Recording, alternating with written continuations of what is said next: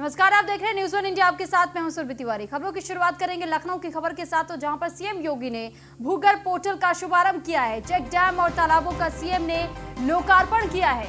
278 विकास योजनाओं का लोकार्पण किया गया है। जल की कीमत पहचानना बेहद जरूरी, सीएम योगी का ऐसा कहना। और जल है तो कल है, तो सीएम योगी आदित्यनाथ ने ये बात सामने रखी और ये कहा कि जल है तो कल है। तो पिछले सरकारों ने जल संरक्षण पर ध्यान नहीं दिया।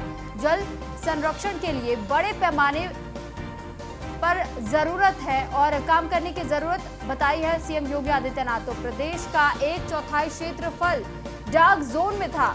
यूपी में भूगर्भ जल अधिनियम का गठन किया गया।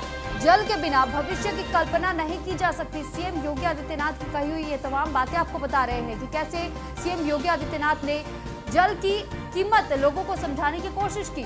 तो पिछले कुछ सालों में जल संरक्षण के लिए प्रयास किए गए। हमारे सामने अभी भी चुनौतियां हैं। तो सीएम योगी ने जल को लेकर के तमाम बातें कही हैं कि कितनी कीमती चीज है हमारे पास, उसकी संरक्षण करना कितना जरूरी है, ये भी बताया।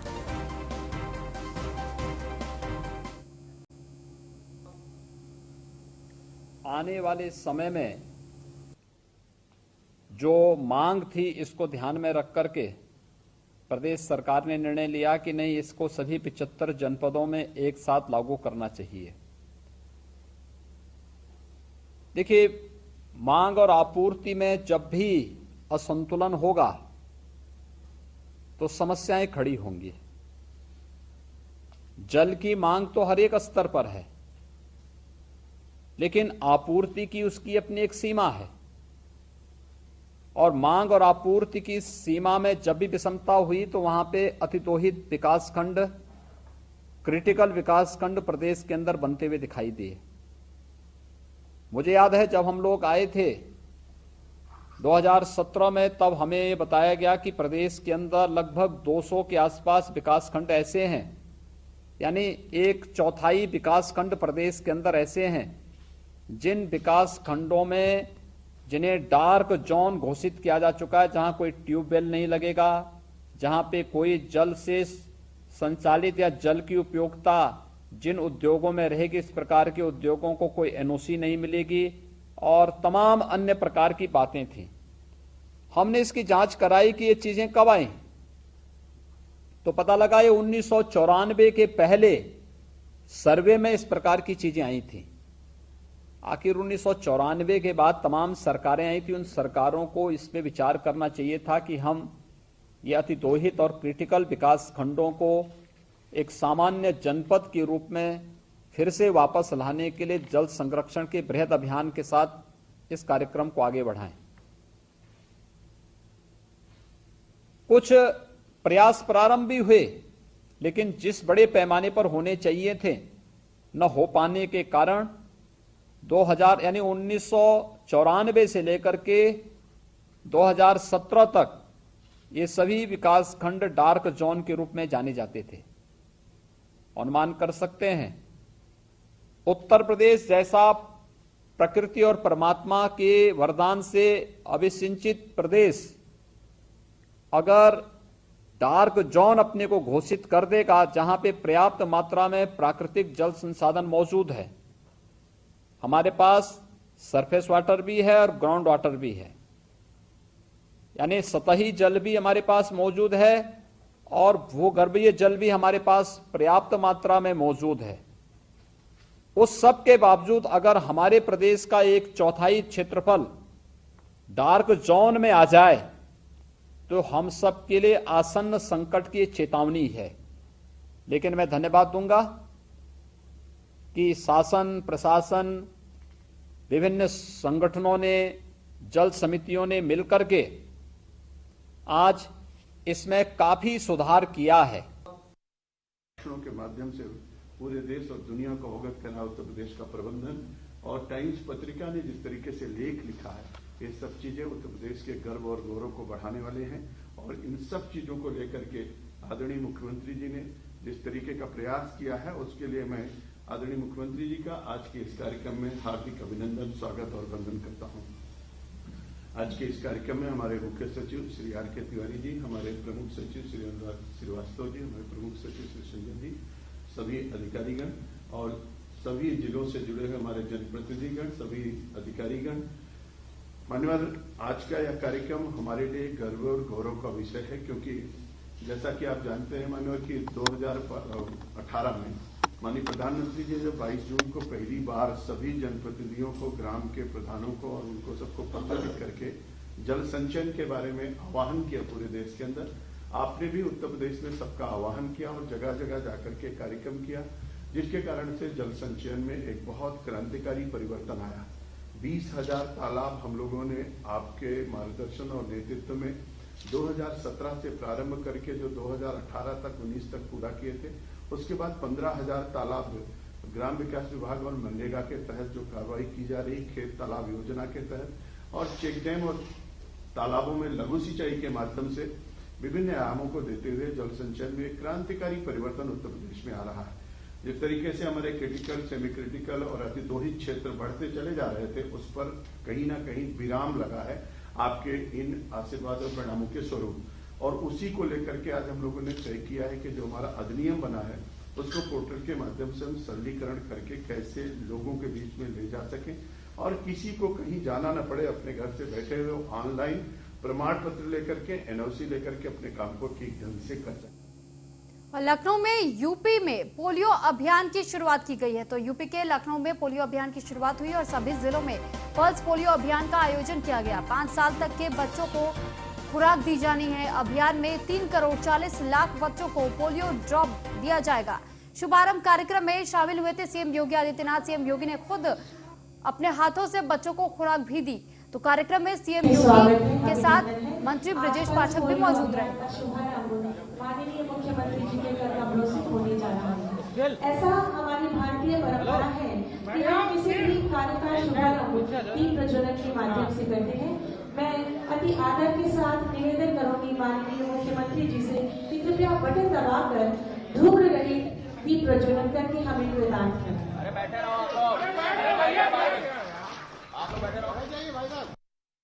थोड़ी सी लापरवाही कैसे एक बच्चे के पूरे भविष्य को खराब कर सकती है। पोलियो के ऐसे अनगिनत मामले हम सबको पूर्व में देखने को मिलते थे, लेकिन विश्व स्वास्थ्य संगठन और उसके साथ यूनिसेफ जैसी संस्थाओं के सहयोग से भारत ने अपने देश की यानी 125 करोड़ की इस आबादी को आज सफलतापूर्वक पोलियो जैसी बीमारियों से बचाने में एक बड़ी भूमिका का निर्वहन किया है। ये दुनिया के अंदर एक उदाहरण है। और जैसा कि यहां पर मुख्य सचिव स्वास्थ्य ने बताया भी कि अंतिम पोलियो का केस भारत के अंदर 2010 में देखने को मिला। मार्च 2014 में भारत को पोलियो से मुक्त घोषित कर दिया गया, लेकिन चूंकि पाकिस्तान, अफगानिस्तान, नाइजीरिया जैसे देश अभी हैं जहां पर पोलियो के बहुतायत मामले देखने को मिल रहे हैं, उसका संक्रमण भारत के अंदर यहां के बच्चों के साथ न हो जाए, इससे यह अभियान अभी भी निरंतर चलाए जाने की आवश्यकता है। और उसी अभियान के क्रम में आज हम सब इस अभियान के एक साप्ताहिक अभियान के साथ यहां जुड़ रहे हैं। वास्तव में कोई बच्चा तो भले किसी एक परिवार में पैदा हुआ होगा, लेकिन वह एक राष्ट्र की अमूल्य धरोहर है।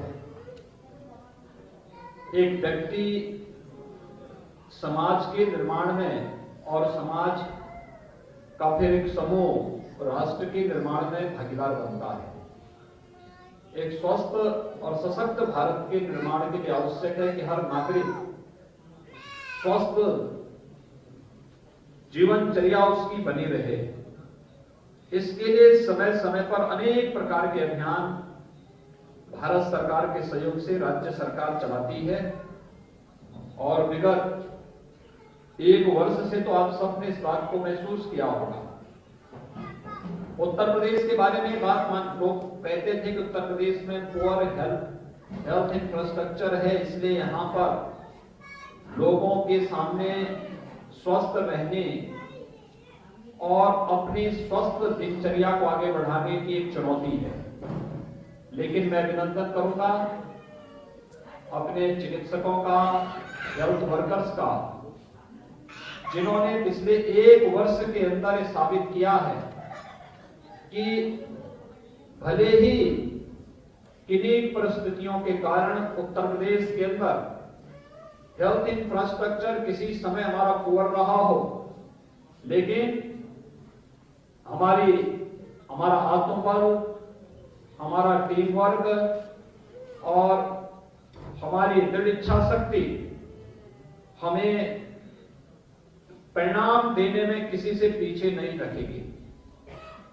मैं आभारी हूं प्रधानमंत्री मोदी जी का, जिनके नेतृत्व में पिछले 3-3.5 वर्षों के दौरान हम लोगों ने हेल्थ इंफ्रास्ट्रक्चर को प्रदेश के अंदर मजबूत करने में हमें सफलता प्राप्त हुई। आज उसका परिणाम है 1947 से लेकर के 2016 तक प्रदेश के अंदर कुल 12 गवर्नमेंट मेडिकल कॉलेज बन पाए थे और आज हम लोग 30 नए थोड़ी सी लाभ।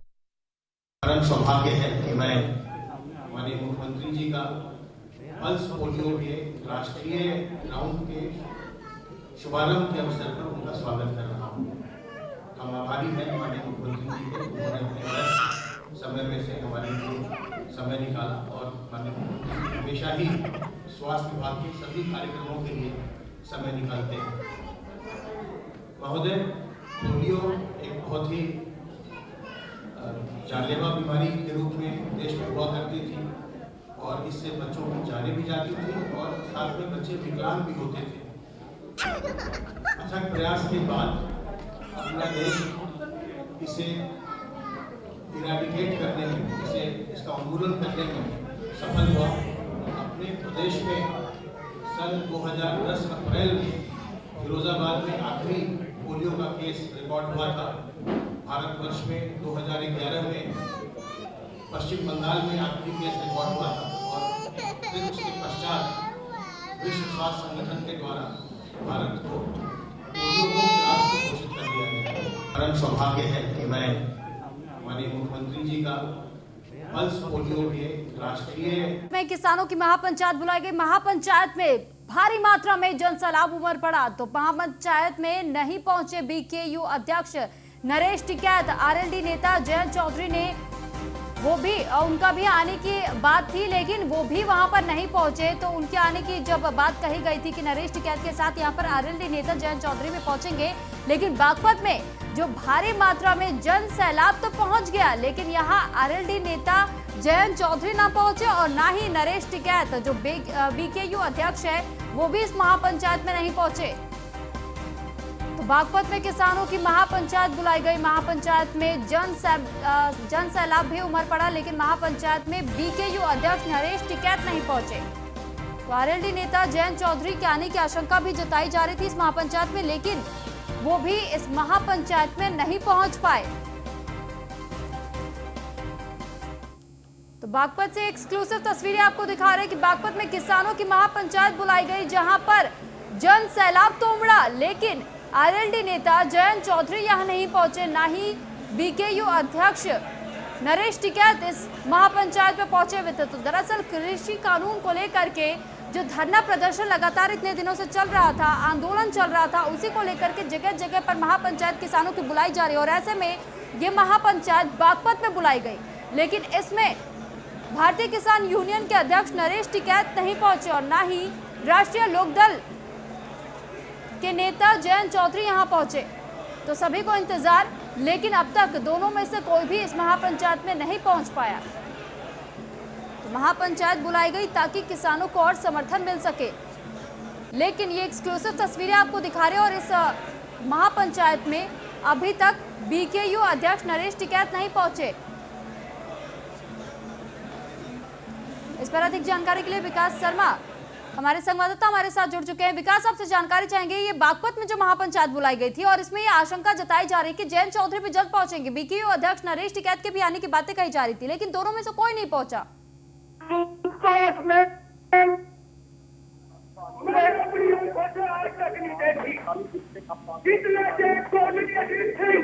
विकास, क्या आप तक हमारी आवाज पहुंच पा रही है?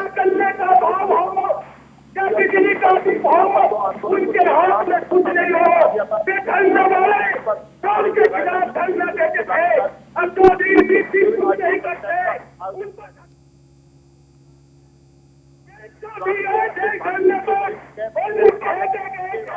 तो बागपत में महापंचायत बुलाई गई जिसमें जन सैलाब उमड़ा, लेकिन अब तक ये खबर सामने आई कि बीकेयू अध्यक्ष नरेश टिकैत वहां पहुंचने वाले थे पर वो पहुंचे नहीं। आरएलडी नेता जयंत चौधरी को भी मंच दिया जाना था, मंच मिलने वाला था, लेकिन वो भी इस महापंचायत में नहीं पहुंचे। तो लोगों की भीड़ आपको दिखा रहे कैसे बागपत में जो महापंचायत बुलाई गई इसमें लोगों की भीड़ तो नजर आ रही है, पर मंच से संबोधित करने के लिए जिस नेता को पहुंचना था ना तो नेता यहां पहुंचे और ना ही भारतीय किसान यूनियन के अध्यक्ष नरेश टिकैत यहां पहुंचे। ये महापंचायत दरअसल आंदोलन के समर्थन के लिए बुलाई गई थी, लेकिन इस आंदोलन में दोनों में से कोई भी पहुंचा ही नहीं। तो महापंचायत में भारी भीड़ तो देखी जा सकती है, लेकिन मंच अभी तक खाली बताया जा रहा है, क्योंकि जिसका इंतजार था लोगों को अब तक उनमें से कोई भी यहां पहुंच नहीं पाया। तो बागपत में किसानों की महापंचायत बुलाई गई थी। ये महापंचायत किसान आंदोलन के समर्थन के लिए बुलाई गई। जगह जगह पर किसान महापंचायत बुलाई जा रही है। सबसे पहले शुरुआत मुजफ्फरनगर से हुई थी। मुजफ्फरनगर में कृषि कानूनों को वापस लेने के लिए और आंदोलन को समर्थन देने के लिए महापंचायत सबसे पहले बुलाई गई। जब राकेश टिकैत के आंसू छलके गाजीपुर बॉर्डर पर, इसके बाद से पूरा आंदोलन पलट गया, एक नया मोड़ आ गया उस आंदोलन में, और उसके बाद से ही 40 सेकंड में मात्र ये आंदोलन दोबारा शुरू हुआ और मुजफ्फरनगर में अगले ही दिन महापंचायत बुला ली गई। उसके बाद मुजफ्फरनगर के बाद तमाम ऐसे जगह बताए जा रहे थे जहां पर महापंचायत बुलाई जा रही थी।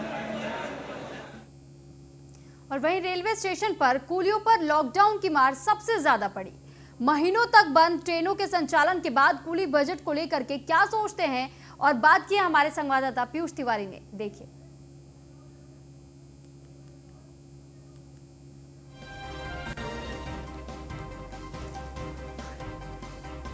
तो मुजफ्फरनगर में कांग्रेस प्रदेश अध्यक्ष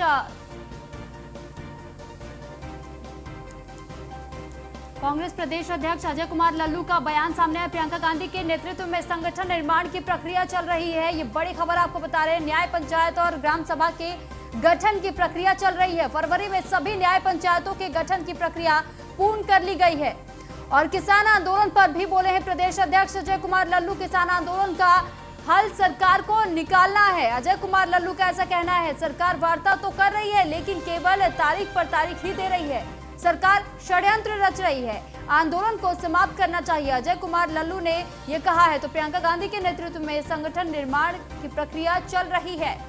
न्याय पंचायत और ग्राम सभा के गठन की प्रक्रिया भी चल रही है। अजय कुमार लल्लू का कहना, फरवरी में सभी न्याय पंचायतों के गठन की प्रक्रिया पूर्ण कर ली जाएगी। किसान आंदोलन पर भी बोले हैं प्रदेश अध्यक्ष अजय कुमार लल्लू। उन्होंने कहा है कि किसान आंदोलन का हल सरकार को निकालना चाहिए। तो सरकार वार्ता तो संगठन सृजन अभियान के अंतर्गत सहारनपुर और मुजफ्फरनगर में बैठक लेने आया हूं। आदरणीय प्रियंका गांधी जी के नेतृत्व में संगठन निर्माण की पूरी प्रक्रिया चल रही है। न्याय पंचायतों का गठन हो रहा है। ग्राम सभा के इकाइयों के गठन की प्रक्रिया चल रही है। उम्मीद है कि फरवरी महीने के प्रथम सप्ताह तक पूरे न्याय पंचायतों के गठन की प्रक्रिया पूरी कर ली जाएगी। आदरणीय प्रियंका गांधी जी के नेतृत्व में उत्तर प्रदेश कांग्रेस कमेटी संगठन के दम पर 2022 में परचम लहराएगी। किसान आंदोलन चल रहा है, पूर्ण समर्थन दे रहे हैं, तो क्या हल निकलेगा इसका, कैसे निकलेगा? देखिए, ये तो हल सरकार को निकालना है। सरकार बातचीत तो कर रही है, लेकिन केवल तारीख पर तारीख दे रही है, षड्यंत्र भी रच रही है। आंदोलन को समाप्त कराना चाहती है, दमन करना चाहती है।